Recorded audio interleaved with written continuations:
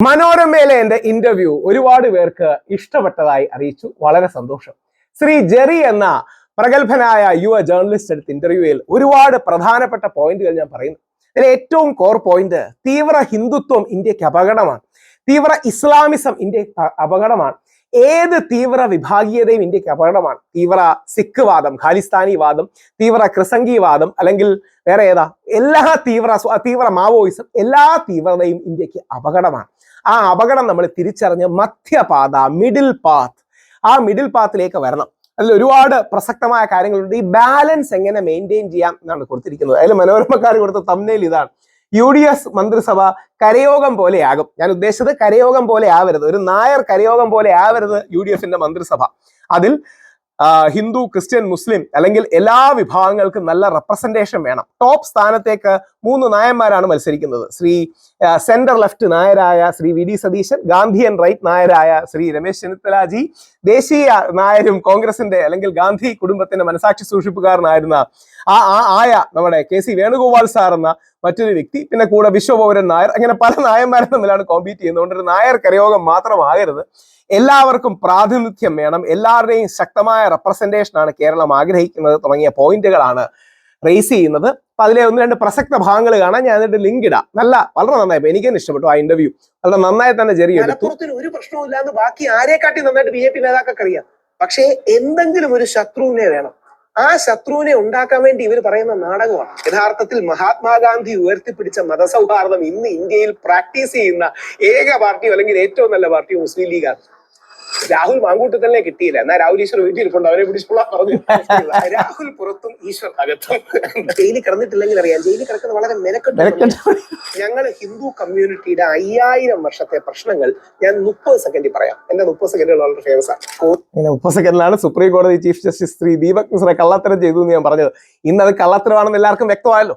8 വർഷം മുമ്പ് ഞാൻ പറഞ്ഞപ്പോൾ പല ആൾക്കാർക്കും എന്നോട് ദേഷ്യവും പുച്ഛവും ഒക്കെ ആയിരുന്നു. ചില ഇഷ്ടമുള്ളവർ തന്നെ പറഞ്ഞു, സുപ്രീം കോടതി ചീഫ് ജസ്റ്റിസിനും നീ ഇങ്ങനെ പറയരുതേ, കോടതി ഇലക്ഷൻ കിട്ടുകയാണെങ്കിൽ 1 വർഷം ജയിലിൽ കിടക്കേണ്ടി വരുമെന്ന്. കിടക്കണമെങ്കിൽ കിടക്കട്ടെ എന്ന് വിചാരിച്ച് പറഞ്ഞതാണ്.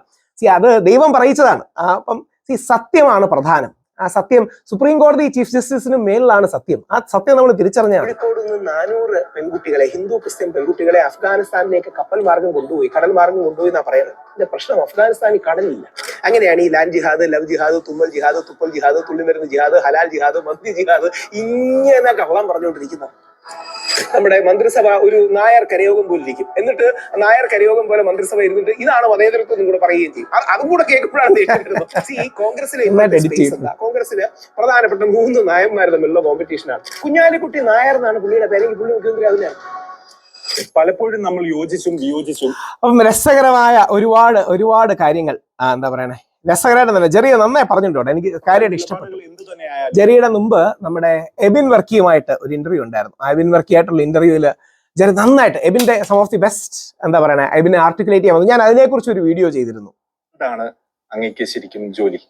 ഞാൻ എന്റെ ഐഡന്റിറ്റി പലപ്പോഴും പറയാറുണ്ട്. ഞാനൊരു ആര്യ ബ്രാഹ്മണ സവർണ ഹിന്ദു വലതുപക്ഷ ആക്ടിവിസ്റ്റാണ്. അതായത് ആര്യ സമുദായത്തിൽ ജനിച്ച, സവർണ ഹിന്ദു വിഭാഗത്തിൽപ്പെടുന്ന, നമ്പൂതിരി സമുദായത്തിൽ ജനിച്ച, വലതോട്ട് ലീൻ ചെയ്ത് നിൽക്കുന്ന ഒരു ആക്ടിവിസ്റ്റാണ്. ഇതാണ് എന്റെ സോഷ്യൽ പ്രൊഫൈൽ.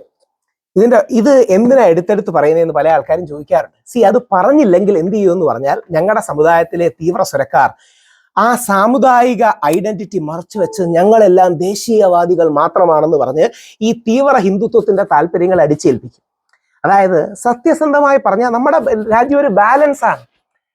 ഹിന്ദു ആക്ടിവിസ്റ്റായി നിന്നതുകൊണ്ടാണ് ഗാന്ധിജിക്ക് പറയാൻ കഴിയുന്നത്, നമുക്ക് കാവി മാത്രം പോരാ, വെള്ളയും പച്ചയും ഈ പൊടി വേണമെന്ന്.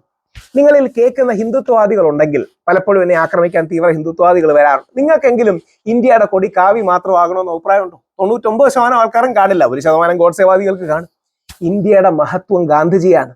RSSകാർ ഇടയ്ക്കിടയ്ക്ക് പറയാറുണ്ട് ഇന്ത്യ വിശ്വഗുരു ആവുമെന്ന്. ആ വിശ്വഗുരു മഹാത്മാഗാന്ധിയാണ്. ഭാരതമാതാവ് ഇനി മറ്റേ സിംഹത്തിന്റെ പുറത്ത് കയറി തൃശൂലവും ചക്രവും ആയിട്ടൊന്നും വരില്ല.